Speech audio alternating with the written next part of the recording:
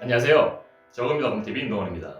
오늘 시간에는 글램핑장 창업 비용을 확실하게 줄일 수 있는 방법에 대해 소개해드리는 시간을 가져보고자 합니다. 만약 글램핑장 창업 비용을 마련할 수 있는 방법만 궁금한 경우에는 하단의 더보기 부분을 클릭해 타임라인의 비금융 할부로 곧바로 이동해 주시고요. 전반적인 내용을 알아가고자 하는 경우에는 처음부터 끝까지 시청하는 것을 추천드립니다.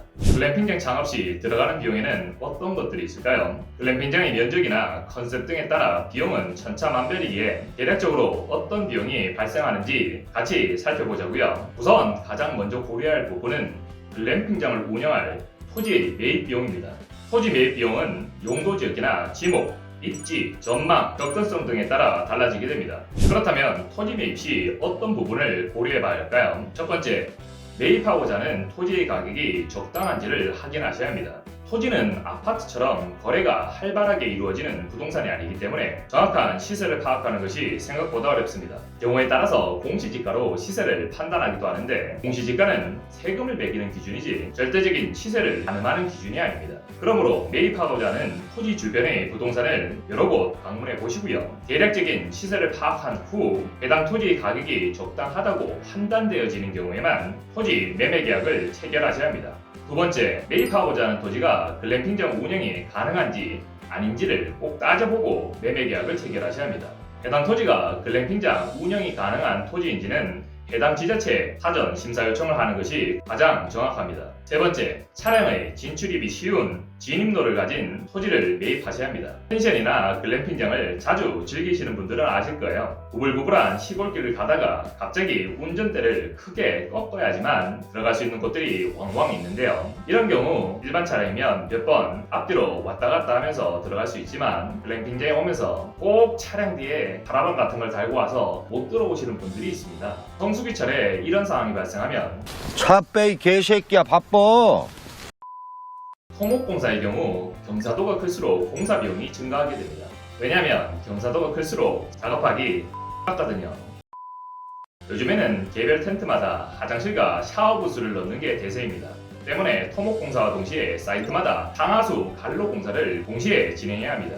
말이 글램핑이고 텐트이지 여기까지는 일반 주택을 짓는 거나 비용 차이가 거의 없어요. 이어서 생각해야 할 비용은 어떤 게 있을까요? 바로 글램핑 텐트 비용이겠죠. 실내에 화장실과 샤워부스가 들어가는 텐트의 경우 각종 집기류까지 합쳐 한 동당 2,000에서 3,000 정도는 생각하셔야 합니다.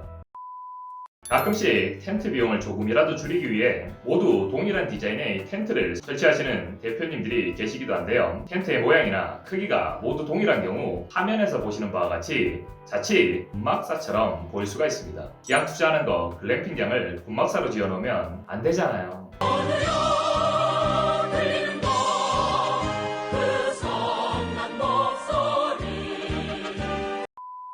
그 외에 인허가 비용, 설계 비용, 관리돈, 개수대, 수영장 시설 등의 기타 시설물 건축 비용, 전기공사 비용 등 땅값을 제외하고 최소 3억 이상의 시설 투자 비용은 생각하셔야 합니다.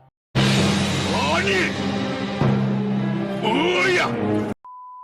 이 많은 초기 비용을 도대체 어떻게 마련해야 할까요? 대출 말고 특별한 방법은 없을까요?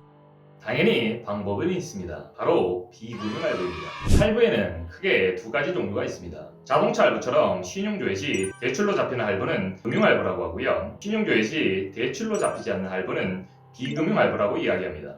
그런데 채무로 등재되지 않는 경우 어떤 장점이 있는 건가요? 채무로 등재가 되지 않는 경우에는 크게 두 가지 장점이 있습니다. 첫 번째는 신용점수의 하락이 전혀 없고요. 두 번째는 나중에 사업자 대출 진행 시 한도가 높아지게 됩니다. 제가 사업을 운영하면서 꼭 대출을 받으라는 것은 절대 아니고요. 사업을 운영하면서 대부분 최소 한두 건 이상의 사업자 대출을 받을 수밖에 없어요. 냉정하게 들리시겠지만 그것이 엄연한 현실입니다. 비금융 할부는 부동산을 제외한 대부분의 재화, 용역에 대해 할부가 가능한데요. 예를 들면 글램핑 텐트나 가전제품, 맞춤형 가구뿐만 아니라 인테리어 비용, 토목공사 비용까지 할부화를 시킬 수 있습니다. 이어서 비금융 할부의 신청, 자격 조건을 살펴보도록 하겠습니다. 첫 번째, 토지 매입 또는 임대차 계약 완료 후 접수가 가능합니다. 두 번째, 나이스 신용점수 750점 이상부터 접수가 가능합니다. 이 점수는 절대적인 기준은 아니지만 저희가 비금융할부 진행 시 이 점수 이하의 저신용자는 대부분 부결이 되는 편이었습니다. 세 번째, 최근 3년 내 채무불이행자는 접수가 불가합니다. 채무불이행자는 쉽게 말씀드리면 신용불량자를 뜻합니다.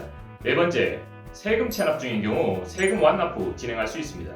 다섯 번째, 대부업 또는 현금 서비스 이용자는 완납 후 진행할 수 있습니다. 오늘 시간에는 글램핑장 창업 시 초기 비용을 줄일 수 있는 방법에 대해 알아보았는데요. 만약 오늘 영상에서 이해가 안 가시거나 더 궁금한 점이 있는 경우 업무 시간 중에는 유선전화 1670-8831을 연락을 주시고요. 업무 시간 이후에는 카카오톡 아이디 머니7,000을 추가 후 문의 남겨주시면 최대한 빠른 답변 드리도록 하겠습니다.